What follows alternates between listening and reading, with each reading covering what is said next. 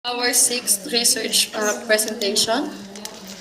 Their research is entitled Sigma, Strategies for Improving Grade 3 Mathematical Achievement, an intervention program on enhancing numeracy skills in early education.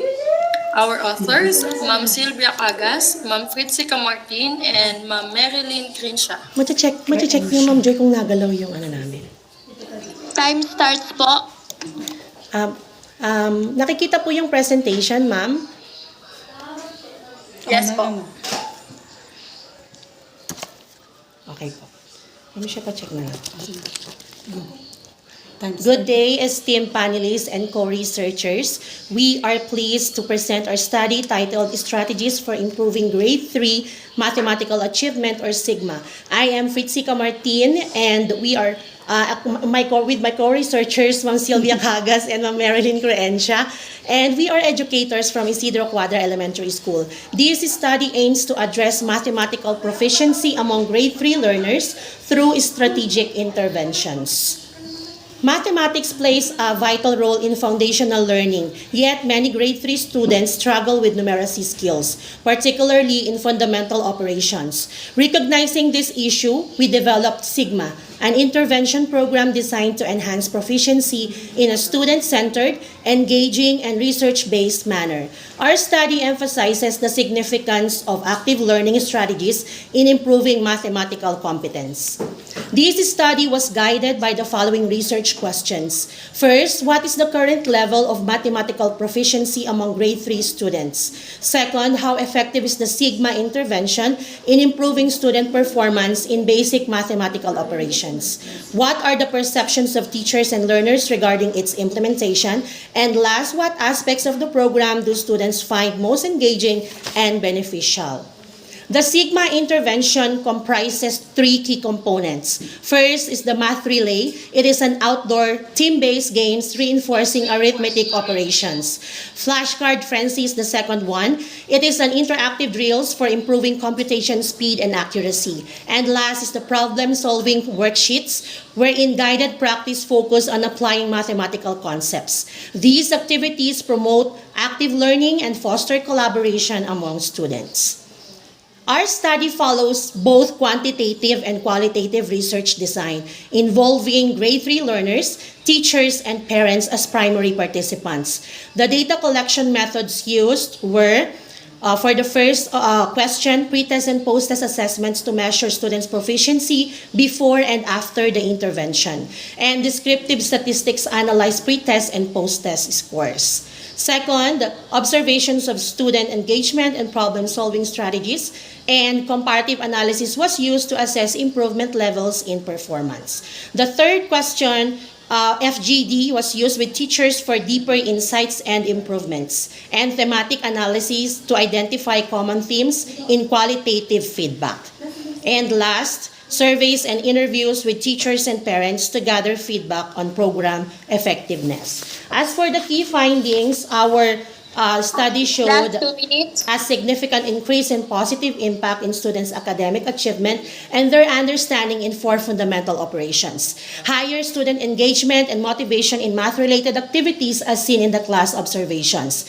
And last, positive feedback from teachers and parents indicating improved learning attitudes from FGDs. Based on these results, Sigma holds practical implications for education. First, instructional strategies. It enhances classroom instruction by integrating active learning methods. Second, teacher training. It provides training for innovative math interventions. And last, collaborative learning. It encourages peer-based engagement for better mastery of mathematical concepts. As for the recommendation to ensure the sustainability of this program, Sigma, we recommend school-wide adoption to implement the program across multiple grade levels. Second, continuous monitoring, regular assessment of student performance for adjustments. And last is for curriculum integration with formal incorporation of these Sigma strategies into the educational curriculum.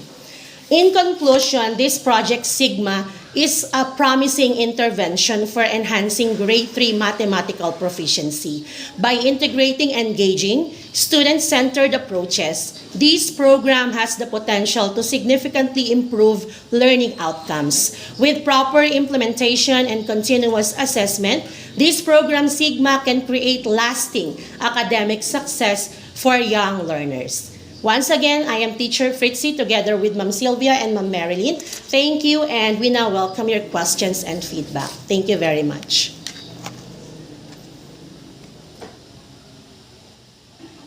Ayan.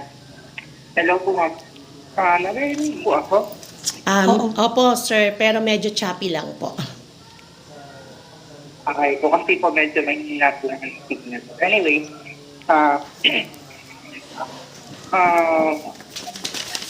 wala na po akong may add na sa paper niyo, no? But, ngayon lang po akong tanong for tatlo. Siguro po tatlo na lang, no? Unang tanong po is that, ano po yung linear research design na gagamitin dito? Ito qualitative po kayo or risk method? Sir, medyo hindi ko po namin masyado naintindihan, pero as I have said kanina po, with our presentation, we use both quantitative and qualitative. Quantitative is for the pre and post test, and qualitative is for the FGDs and the interviews that we've gathered. Okay po. Okay, ma'am. Second question, ma'am, is this, fully implemented na po ba ito sa school niyo? Yes. Particularly po sa grade 3. Yes, sir. Actually, I am the advisor of grade 3 students here at Isidro Quadra. But based on our timeline, it is still continuous po. Based on our timeline, January, February po, sir. Okay. So, ano po yung naging observation ninyo sa mga particularly yung behavior nila towards mathematics now? Sige, Ma'am Sil. So, based po sa aming observation, nakita po namin na if the students enjoy the activities, they gathered more learning. Kasi habang natutuwa sila o habang nag-enjoy sila sa kanilang ginagawa, nag-i-intact din yung kanilang mga learning, natututunan. Okay. Additional? I would like to comment po yung title ninyo. Maganda yung title. Thank you, sir. Kaso nga lang, ma'am, siguro ang nagpa-compute lang sa amin sa title ninyo is yung world, yung title niya, early education, no? Sige nga po, ma'am, enlighten me. Kapag sinabi po natin early childhood education, ano pong grade level po ito nakafocus? Ay, sorry. Senior 17 preparatory grade 1, grade 2, or grade 3? Early education, Sa title po ba yun, sir? Sorry po. Yes po. Our title... early education. Yun. Opo, early education. So, yun Kasi nakalagay. ang grade 3 ang start ng kuwan.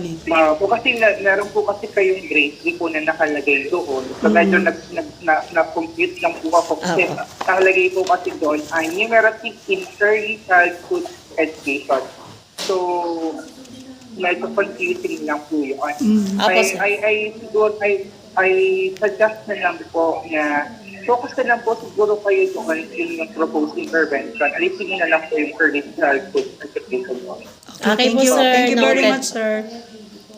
Po, kasi nakafocus lang po kasi sa grade 3. So, Opo, para sir. mas specific na lang po yung medyo broad po kasi yun, kapag nilagay niyo po kasi early childhood education, medyo broad. So, Opo. medyo questionable po yun pagdating po sa higher content. For grade 3. Opo, But sir. anyways, kung hindi yung papel, very good po yung pagkakalatag ng papel. Congratulations po. Thank you, po. sir. Thank you, sir. Ayan, thank you po. So, we are down to our 7th research. Now, our research entitled